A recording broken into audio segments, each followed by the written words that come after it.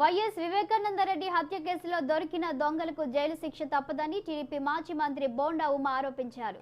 శనివారం ఉదయం స్వామివారి నైవేద్య విరామ సమయంలో బోండా స్వామివారి సేవలో పాల్గొని మొక్కులు చెల్లించుకున్నారు.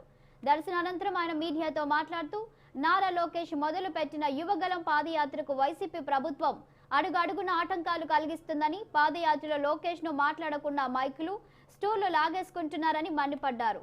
పాదయాత్రకు వచ్చిన వారిపై కేసులు పెట్టడం, ఆటోలను సీజ్ చేయడం చేస్తున్నారని, ప్రతిపక్షాలను అనేక రకాలుగా ఇబ్బందులకు గురి చేయడంతో పాటుగా గొంతు నొక్కే ప్రయత్నం చేస్తున్నారని ఆయన అన్నారు.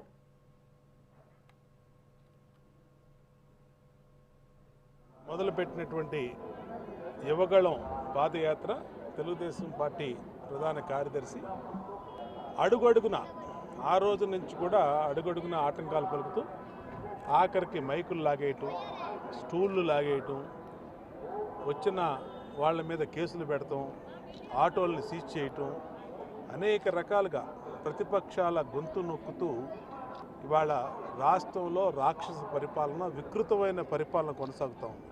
ఈ వెంకటేశ్వర స్వామి సన్నిధిలో మరి రాజకీయాలు మాట్లాడకూడదు, కానీ అన్ని రకాలుగా అంటే తప్పని పరిస్థితుల్లో అన్ని చోట్ల గొంతిప్పాల్సిన పరిస్థితి ఏర్పడుతూ ఉంది. ఒకేపు జగన్మోహన్ రెడ్డికి భయం పట్టుకుంది.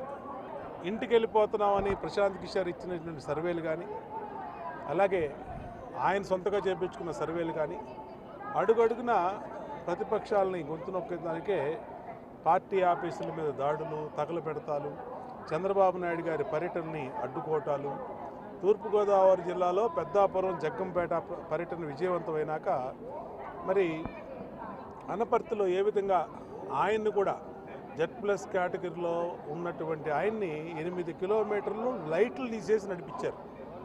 పాదయాత్ర మొదలుపెట్టినాక యువగళం పాదయాత్ర 20 కేసులు లోకేష్ మీద పెట్టారు. ఏం తప్పు చేశాడని, ఎందుకు కేసులు పెడుతున్నారు, ఎందుకు ఇవాళ మైకులు లాగేస్తున్నారు, ఎందుకు ఇవాళ స్టూళ్ళు లాగేస్తున్నారు? జనవరి